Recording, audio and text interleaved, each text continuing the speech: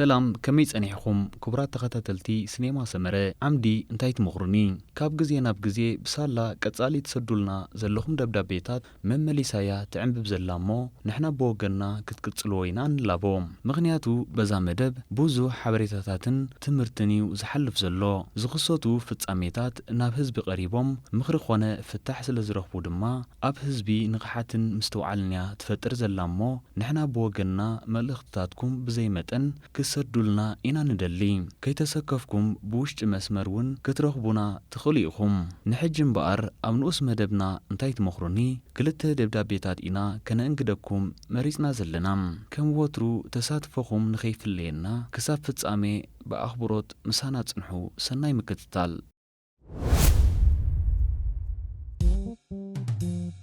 ሲኔማ ሰመረ ካብ ጊዜ ናብ ጊዜ ዓይንና ደለበ ፍልጠት ሓጐስ ደስታ ሰሓቕ ስኒት ሩፍታ መኽሰብ እናሃበ ሲኔማ ሰመረ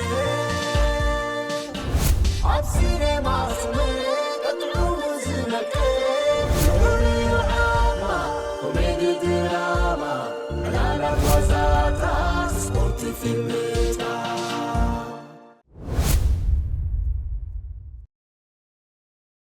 ሰላም እንዳሰመረ ከመይ ኣለኹም ኣብ ህይወትኩም ጥዕና ኣብ ስራሕኩም ከኣ ዓወትና ሳልጦም ይምነየልኩም ኣብ አዲስ አበባ ዝቕመጥ ጓል 26 ዓመት ሰራሕተኛ እየ ምስ ሓው መሓዛይ ብፍቕሪ ካብ እንጓዓዝ ዓመት ጌርና ኣለና ቅድሚ ምስኡ ብፍቕሪ ምልላይና ማለት ቅድሚ 2 ዓመት ምስ ሓደ ካብ ወፃእ ዝመጽእ በዓል ሓዳር ዓባሓዉ ብሓንሳብ ኣብ ዘምሰናሉ እዋን ብመስተ ተደፋፊኡ ስጋዊ ርክብ ክንፍጽም ደሪኹኒ እዚ ዝክፍታ ስለ ዝነበረኒ ድማ ነቲ ኣመና ዘፍቅሮ ንእሽተሓዉ ድሕሪ ነዊሕ ግዜ ሕራይ ዝበልክዎ ክሳብ ሕጂ ድማ ብሓንሳብ ክንጓዓዝ ዝጸናሕና ሕጂ ግን እቲ ዓባሓዉ ርክብና ምስ ሰምዐ ኣይትኾነካንያ ምስኣ ከይትቕጽል ይብለሎ ኣነ ድማ እቲ ሓቂ ነጊረዮ ንሱ ግን ቅድመይ ዝኾነ ርክብ ፈጽሚ ኣይትፈጽሚ ኣይግድሰንን እዩ ምሳይ ካብ ዝኾንኩላ መዓልቲ ኢኺ ናተይ ይብለኒ እሞ መሊሱ ኸኣ ምስ ሓወይ እንዲህ ኾይኑ እሞ ብምባል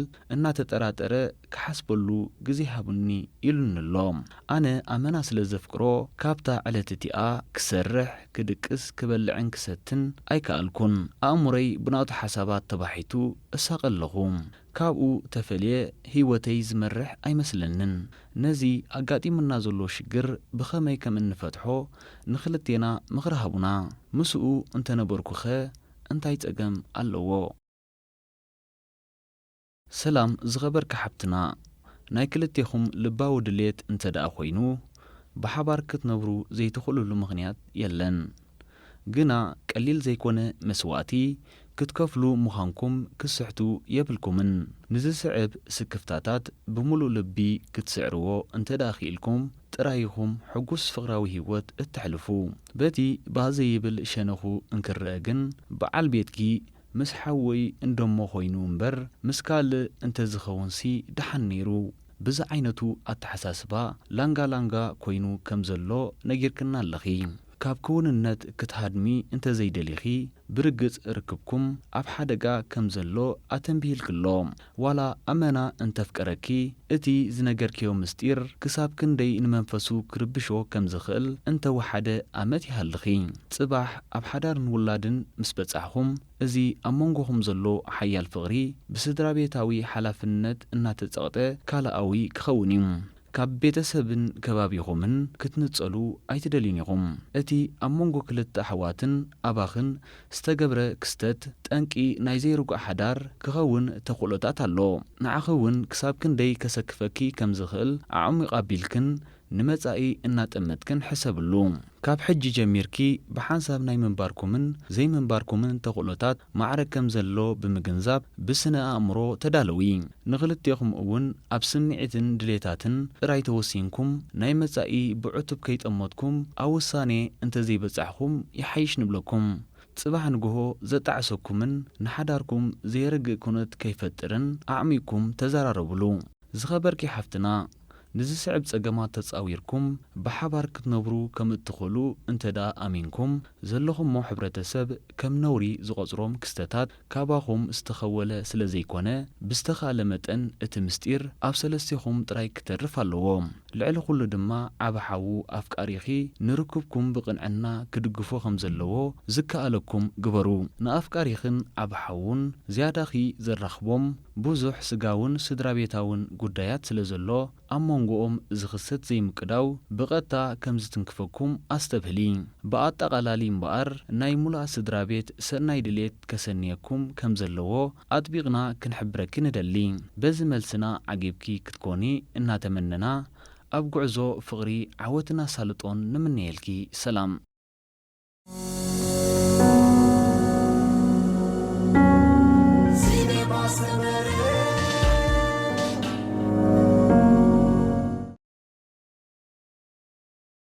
ሰላም ክቡራት ኣዳለውቲ ሲኔማ ሰመረ ከመይ ትኾኑ?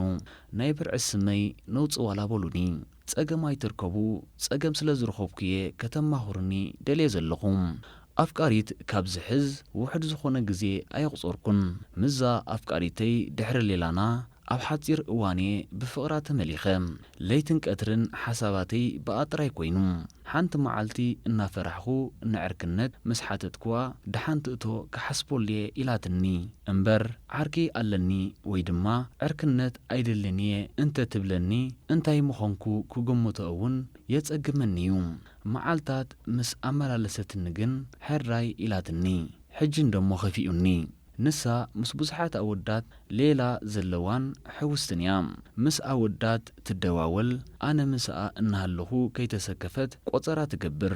ምስ ዝኾነ ሰብ ድማ ብፍጹም መንፈስ እያ እትዕልል። ኣባይን ኣብ ካልኦት ሰባትን ዘለዎ ኣቀራርባ ዳርጋ ሓደ እዩ። ኣነ ድማ ምስ ወዲ ወይ ኣወዳት ክሪኣ ከለኹ እጠራጠርን እቐንእን።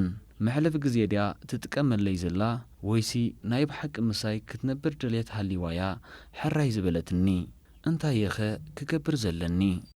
ሰላም ዝኸበርካ ሓውና ነውፂ ከም ርግቢት ከም ቃሕተኣ ብናጽነት እትበርር ጓል ሄዋን ኢኻ ረኺብካ ዘለኻ። ሕጂ ናትካ ምርጫ እዩ ዝውስኖ። ዘጥረኻያ ርግቢት ኣየር እናቐዘፈት ብህዋ ክትበርር እትሪኣ እሞ ባህ ይብለካ። በቲ ሓደ ወገን ድማ ሽላ ከይወስደልካ ስግኣት ክሓድረካ ይኽእል እሞ ሽላ ንኸይወስደልካ ብምስጋእ ኣብ ጋብያ ኣቐሚጥካ ወትሩ ክትጥምታዶ ትመርጽ ወይ ድማ ናትካ ብምዃና ባህ እናበለካ ብእምነትን ብናጽነትን ክትበርር ትሪኣ። መልሲ ናባኻ ንገድፎ። ምሕር ፍቕሪ ናብ ቅንኢ ከም ዘምርሕ ፈላጣት ይሕብሩ እዮም። ቅንኢ ኣብ ዝስማዓና እዋን ስምዒትና ክንቋጻጽርን ምስ መፋቕርትና ብኹፍት ልቢ ተዘራሪብና ከነቃልሎ ከም እንኽእልን ድማ ይምኽሩ። ልዕሊ ኩሉ እምነት ከነሕድር ከም ዝግብኣና እዮም ድማ ዘገንዝቡ። ንኣፍቃሪትካ እመና ወይ ድማ ብጭቡጥ ምኽንያት ኣይትእመና እምበር ክትሕልዋ ኣይትህለኽ።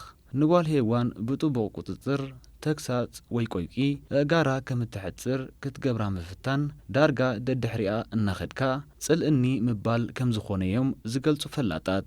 ኣብ ቅድሜኻ ከይተረፈ ትቝጸር እንተ ደኣ ኾይና ምስ መን ኣብ ከመይ ዝበለ ቦታን ሰዓትን ምስ ወዲ ከም እትቝጸር ንኽትፈልጥ ዘጸግመካ ኣይመስለናን። ካብ ጉልጽነታ ተበጊስካ እንታይነታ ክትግምግም እውን ትሽገር ኣይመስለናን። እቲ ዘቕናእካን ዘጠራጥረካን ዘሎ ባህርያት ናይ ኣፍቃሪትካ ንውሽጣዊ ጽባቐኣ ዘንጸባርቕ ክኸውን ይኽእል እዩ። ሕውስቲ ሕጉስቲ ንሰባት ኣኽብሮት እትህብ ምስ ነፍሲ ወከፍ ሰብ እትገብሮ ዝምድና ንጹር ዕላማ ዘለዎን መኣዝኑ ዘይሰሓተን እንተ ደኣ ኾይኑ ናብ ዝኸደቶ ቀልብኻ እናሰደድካ ዘሻቕል የብልካን። ንስኻ ዝኸበርካ ሓውና ነውፂ ንሓዋሩ ኣብኣ እተርእዮ ሓልዮት ተገዳስነት ፍቕሪ ወዘተ ዝያዳ ናባኻ ከም እተብል ስለ ዝገብራ ኣፍቃሪ ክውንኖ ዘለዎ ኹነላ። ከምቲ ዝኾነ ይኹን ሰብ ናጽነቱ ክምንጠል ዘይደሊ ንስኻ እውን ናጽነታ ኣኽብረላ። ኪንዮ ደረት ኣብ እትኾነሉ እዋን ግን እቲ ባዘየብለካ ክስተት ኣተንብሃላ። እዚ ድማ ጭቡጥ መርትዖ ኣብ ዝህልወሉ እዋን ጥራይ ግበሮ።